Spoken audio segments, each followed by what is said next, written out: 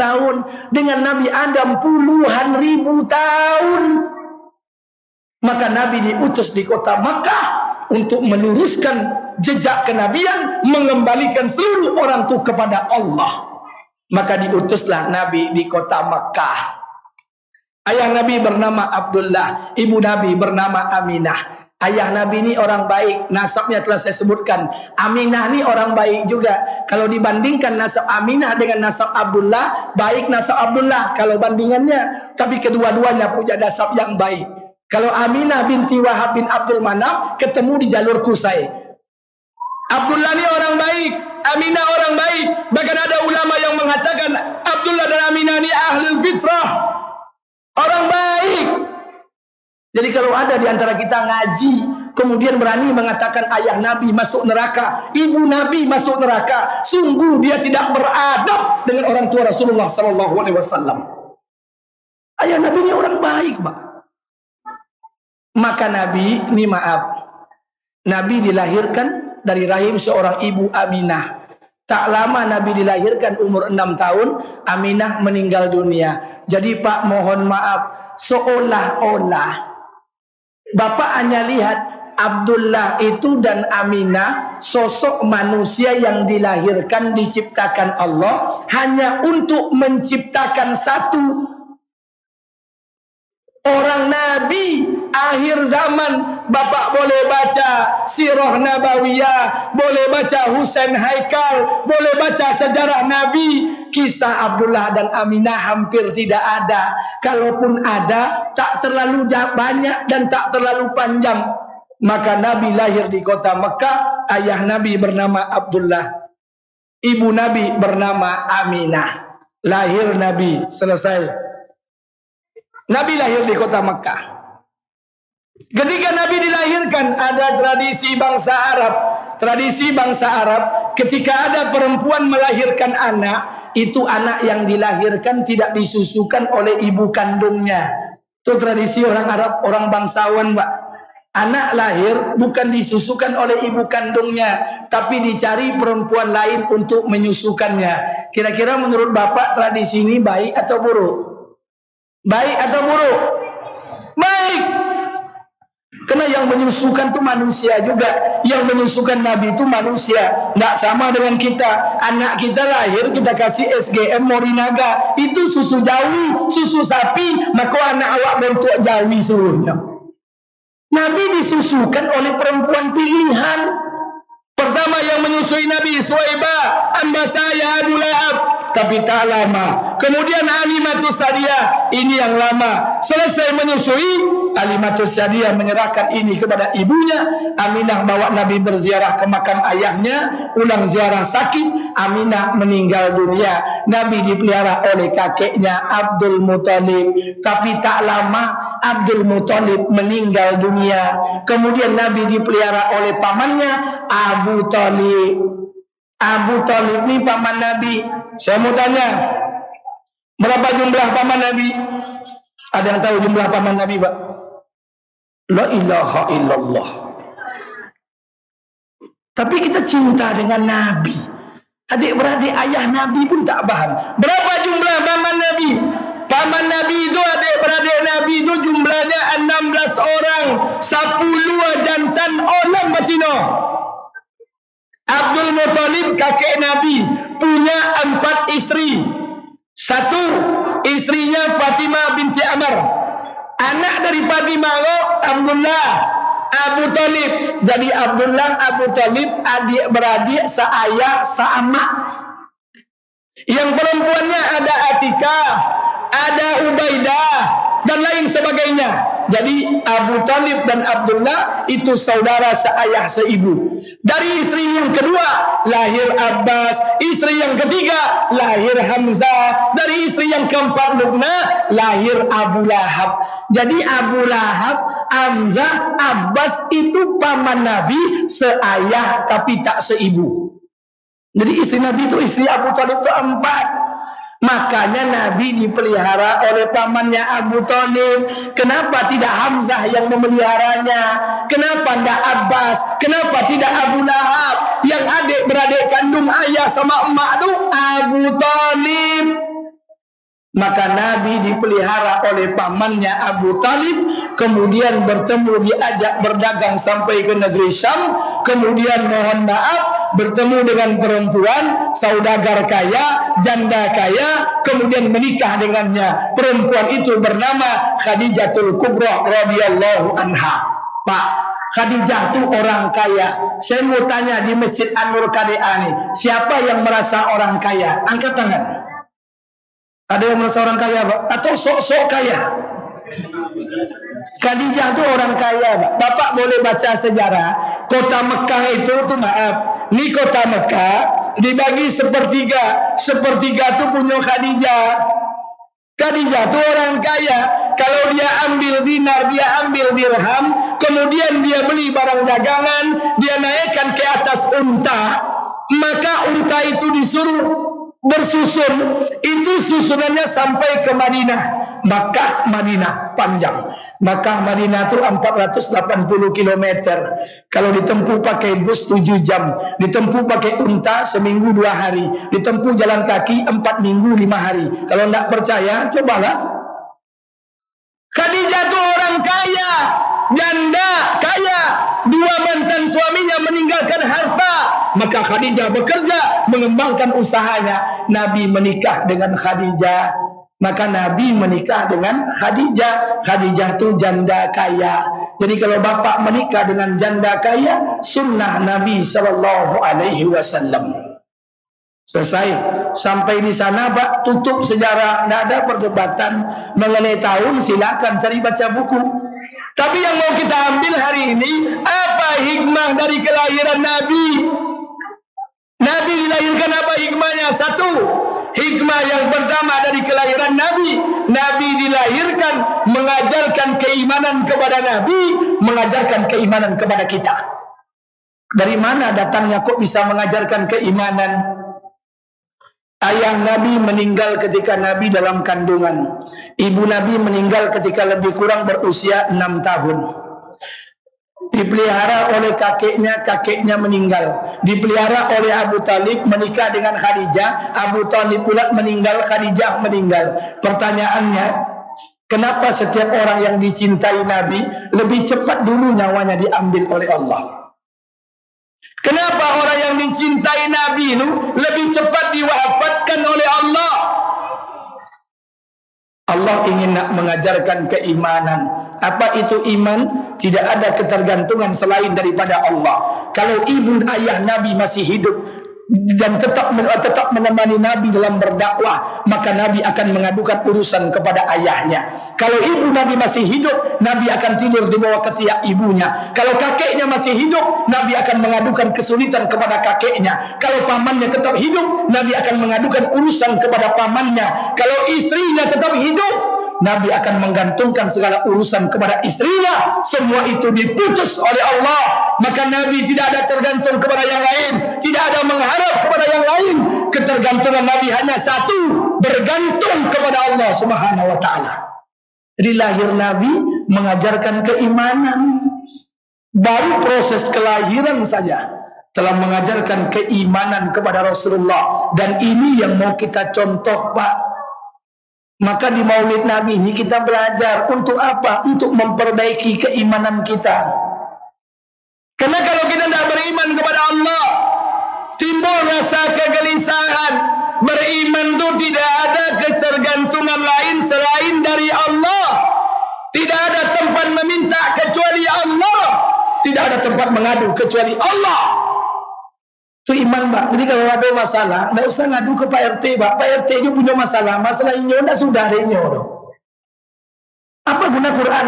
Wasta'inu bisabri wassalah wa innaha lakabiratun illa 'alal khashin. Jadikan sabar dan salat sebagai sarana menarik pertolongan Allah. Allah tunjuk, Pak. Allah beri jawaban.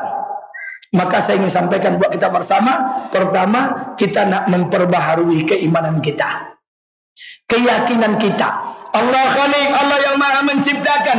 Allah Razik, Allah yang maha memberi rizki. Allah Malik, Allah yang maha pemelihara. Tidak ada satupun yang tidak dipelihara. Tidak ada satupun yang tidak dijaga. Tidak ada satupun yang tidak diberikan rizki. Selesai urusan, Pak. Saya mau tanya, Pak, ini maaf. Apa yang kita takutkan di kehidupan dunia? Makanya ketika saya muzakarah dengan kawan-kawan saya di UIN Suska, dengan beberapa orang doktor, apa dia bilang? Manusia hari ini tak takut dengan corona, manusia tak takut dengan COVID-19, manusia tak takut dengan bencana gempa bumi, manusia tak takut hari ini dengan tsunami, manusia hari ini tak takut dengan banjir. Lantas apa yang ditakutkan manusia? Manusia takut miskin, takut nak berputih. La ilaha illallah. Ini keadaan manusia, Pak. Kalau seperti ini, Pak, apa beda kita dengan binatang? Ulaika kal an'am bal hum adall. Apa beda dengan binatang?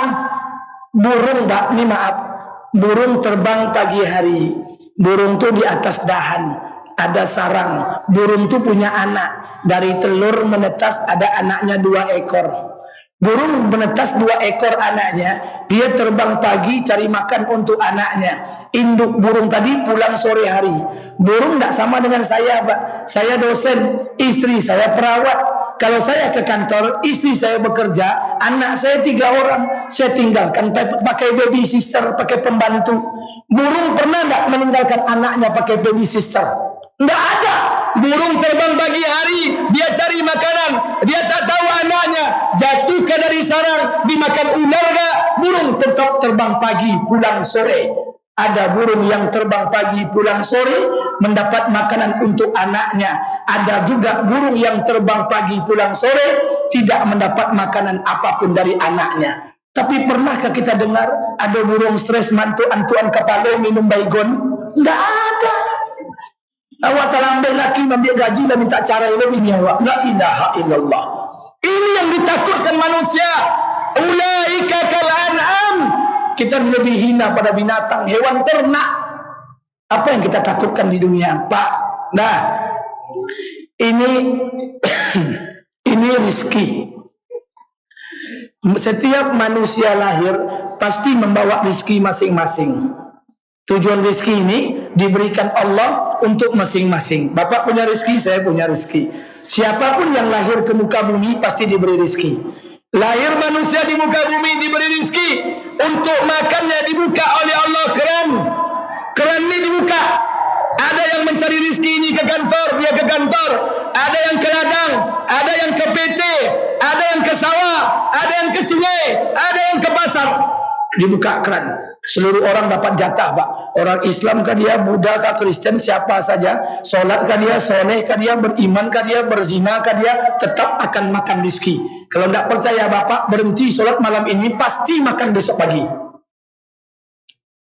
Dibuka satu keran oleh Allah, tapi orang beriman tidak dibiarkan oleh Allah satu keran yang terbuka. Satu keran ini bekerja. Keran yang kedua dibuka oleh Allah. Apa keran yang kedua? La in sakartum la azidannakum wa la in kafartum inna azabi lasadid. Barang siapa bersyukur, aku tambah rezeki, terbuka rezeki. Tak cukup 2, ditambah 3. Wa may yattaqillah, barang siapa yang bertakwa, kami berikan mereka rezeki dari yang tak pernah dia sangka-sangka. 3 keran orang beriman. 1 bekerja, 2 lagi syukur dan takwa. Coba bayangkan, kalau kita mati-matian bekerja, Pak, mengalahkan orang-orang Yahudi, tidak akan terlawan dengan kita, Pak. Mereka punya hotel, mereka punya rumah, muka pesawat. Awak kerojo siang malam, la ilaha illallah. Rumah kredit, auto kredit, utang banyak, la ilaha illallah. Tidak terlawan. 1 bekerja, 2 syukur dan takwa. Maka beriman kepada Allah, yakinkan dalam hati. Kalau hidup besok pagi, pasti masih ada rezeki untuk kita. Kalau besok pagi tidak ada rezeki, inna lillahi wa inna ilaihi raji'un. Selesai. Apa tandanya orang itu beriman? Kata Allah, man aslama wajhahu lillah wa huwa muhsin falahu ajruhu inda rabbi wa la khaufun alaihim wa la hum yahzanun. Barang siapa yang menyerahkan urusan bulat-bulat kepada Allah, dia serahkan semuanya, wa huwa muhsin, dia buat yang terbaik. Apa kata Allah? Wala khaufun alaihim wala hum yahzanun. Kami akan cabut di hatinya rasa takut dan takkan pernah bersedih hati. Itu tanda orang beriman, Pak. Dicabut oleh Allah rasa takut di hatinya dan takkan pernah bersedih hati. Hari ini kekhawatiran ini masuk dalam kita, Pak. Anak kita kuliah bayar SPP 6 bulan lagi, tapi khawatirnya sekarang. Anak kita bayar uang sekolah 3 bulan lagi, takut dan gelisahnya sekarang. Wala khaufun alaihim wala hum yahzanun. Orang yang menyerahkan bulat-bulat urusan kepada Allah, kami cabut di hatinya rasa takut dan takkan pernah bersedih hati. Maka langkah pertama, kita ingin perbaiki keimanan kita di momentum kelahiran Nabi ini. Belajar, Pak. Kapan kita belajarnya? Di muka bumi lah kita belajarnya. Nanti di akhirat tak ada lagi masa untuk belajar. Belajar meyakini apapun yang terjadi di kehidupan dunia, semua diputuskan oleh Allah. Segala sesuatu diatur oleh Allah. Hidup kita tidak akan susah, sementara yang memelihara kita Zat yang Maha Kaya. Tidak mungkin susah. Itu perlu ditanamkan dalam hati, Pak. Hari ini penyakit kita, Pak, ini maaf, jangankan orang kafir, orang Islam saja tidak yakin lagi dengan amal yang kita kerjakan. Ini penyakit kita. Saya mau tanya pada bapak-bapak, mana yang lebih utama, sholat berjamaah atau sholat sendiri? Berjamaah atau sendiri? Berjamaah. Itu kenapa kita masih ada sholat sendiri? Ibu-ibu kalau saya tanya, mana yang lebih wajib hukumnya? Pakai masker atau pakai jilbab? Pakai jilbab. Saya tanya ibu-ibu, pakai jilbab itu hukumnya wajib atau sunat? Wajib atau sunat? Wajib. Itu ngapa telanjang ke bini awak le? La ilaha illallah. Orang Islam hari ini, jangankan orang kafir, orang Islam saja tidak yakin dengan amal yang disampaikan Allah, yang disampaikan Rasulullah SAW. Bagaimana kita akan mengatakan kita mencintai Nabi? Bermimpi dengan Nabi tak pernah. Berselawat kepada Nabi, apalagi ba'uda min zukir falam yusallu alaihi. Celaka orang yang disebut nama Nabi tak berselawat ke atasnya. Diberikan harta kemampuan tapi tak pernah berangkat ke Makkah Al-Mukarram, ke Madinah atau Munawwarah mengunjungi makam Nabi. Jangankan mengunjungi makam Nabi, jangankan bermimpi dari Nabi, berselawat ke atas Nabi pun kadang terlupa. Menghidupkan sunnah Nabi pun kita malu di kehidupan dunia. Bagaimana mungkin kita akan dikatakan oleh Allah mencintai Nabi kita Muhammad sallallahu alaihi wasallam? Maka karena itu kita nak luruskan kembali, Pak, demi Allah kita tak pernah jumpa dengan Nabi, kita tak pernah sehidup dengan Nabi.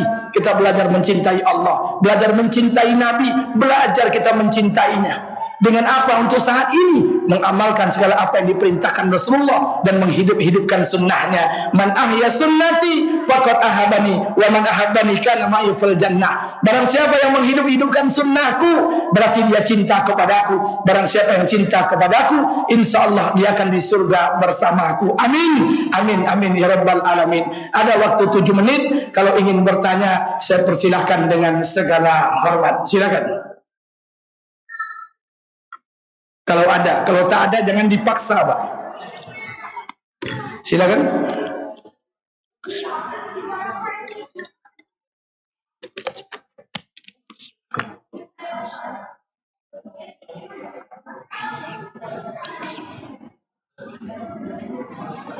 Silakan, Pak. Salam. Para nabi dan rasul. Kenapa orang-orang Nasrani, orang-orang Yahudi bersama-sama Nabi tidak ada bersama dan mereka tidak mau melakukan. Baik. Sekarang saya tutup saja mic-nya. Sekarang yang saya sampaikan buat kita bersama. Ini maaf. Mereka sebetulnya tidak mengakui dari satu.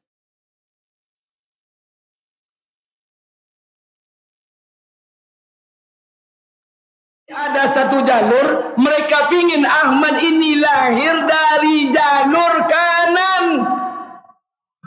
Tapi nyatanya Muhammad lahir dari jalur kiri. Itu saja persoalannya. Akidahnya di sana. Dari Bani Israel. Ini mohon maaf Bapak Ibu yang dimuliakan Allah Subhanahu wa taala. Tipis saja bedanya. Mereka berharap Ahmad, mereka tahu ada nabi setelah Isa alaihissalam Ahmad. Tapi mereka beranggapan Nabi itu lahir dari keturunan Bani Israel. Tapi sementara lahir dari jalur kanan, mereka tak menerima ini dari jalur kanan. Titik habis masalah. Sekarang pertanyaannya bukan itu. Pertanyaannya hari ini adalah bahwa dengan kelahiran Rasulullah Shallallahu Alaihi Wasallam ini akan menjadikan 2/3 belahan dunia akan mendapatkan cahaya hidayah. Kelahiran Nabi ini akan memancarkan nur sehingga seluruh orang akan bertasbih mengagungkan Allah di setiap lembah, di setiap daerah. Jadi mohon maaf, saya ingin sampaikan buat kita bersama. Yang paling penting itu satu saja, Pak. Bapak bayangkan sekarang, Nabi jarak dengan kita berapa, Pak? Berapa jarak kita dengan Nabi? Hah? Oh, la ilaha illallah. Bini awak aja tahu jarak dengan awak. Nabi, jarak kita dengan Nabi berapa?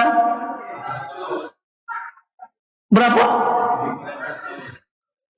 Dari kau 1443 itu dihitung hijrah. Umur Nabi 53, berarti lebih kurang hampir 500 tahun, 1500 tahun.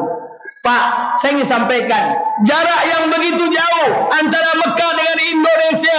Kita tidak pernah jumpa Nabi, tidak pernah jumpa sahabat. Kita bukan sahabat, kita bukan tabi'in, kita bukan tabi'ut tabi'in. Lantas bagaimana kita nak mencontoh Nabi? Dari mana sumber kita mau contoh Nabi, Pak? Kalau tidak mencontoh dan belajar dengan ulama-ulama kita sebelumnya. Generasi pertama setelah Nabi, sahabat, di bawah sahabat tabi'in, di bawah tabi'in, tabi'ut tabi'in, sampai ke bawah. Kita berapa generasi, Pak? Coba bayangkan. Sekarang bagaimana kita mengamalkan, mengatakan bahwa kita ini umat Nabi, mengamalkan sunnah Nabi, kita mengajukan referensi dari mana? Oh Pak, kami tidak percaya, kami langsung qala Allah wa qala Rasulullah. Apa yang disampaikan Allah, apa yang disampaikan Rasulullah. La ilaha illallah. Kita belajar dari mana kalau bukan dari ulama? Maka kita belajar rentetan-rentetan sejarah sampai ke atas.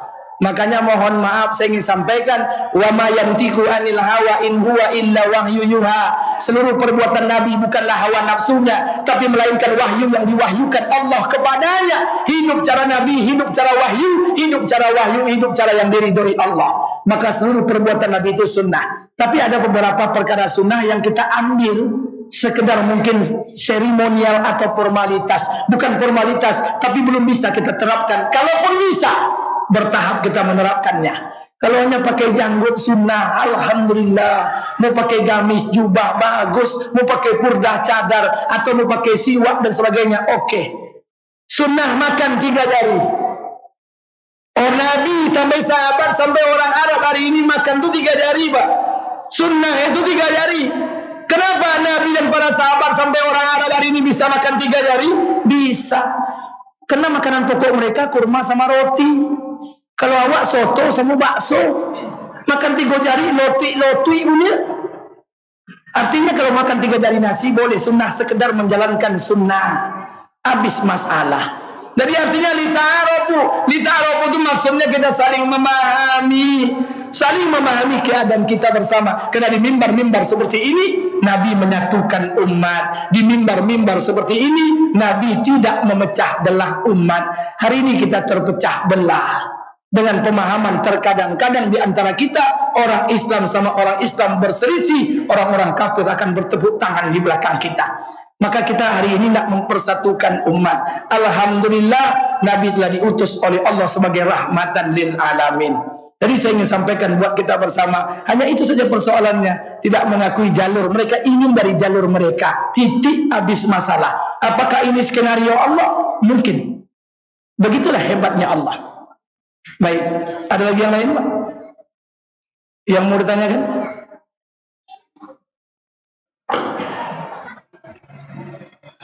Oke, karena sudah waktu bisa, jadi terima kasih Ustadz ceramah singkatnya. Sebenarnya sebelum kami tutup ya, sebenarnya susunan acaranya kita sudah bikin setelah Isya dan ada tilawah dan ada sholawat juga yang akan berkata takbir kepada Allah. Mohon maaf juga atas penyampaian kami yang tidak maksimal karena sampai sebelum maghrib tadi kita dapat fixnya itu waktunya memang pada Isa. Iya. Kita benar-benar mungkin lain waktu kita ketemu lagi. Baik. Bisa lebih maksimal. Habis Isya nggak ada. Baik, habis Isya insya Allah kami akan langsung Isya saya di sini. Kemudian habis Isya kami akan ke Tiban Modern untuk acara kajian Isya. Saya mohon maaf, mungkin qadarullah lain kali kita bertemu kembali. Masalah jemaahnya sedikit atau banyak, dah biasa Pak.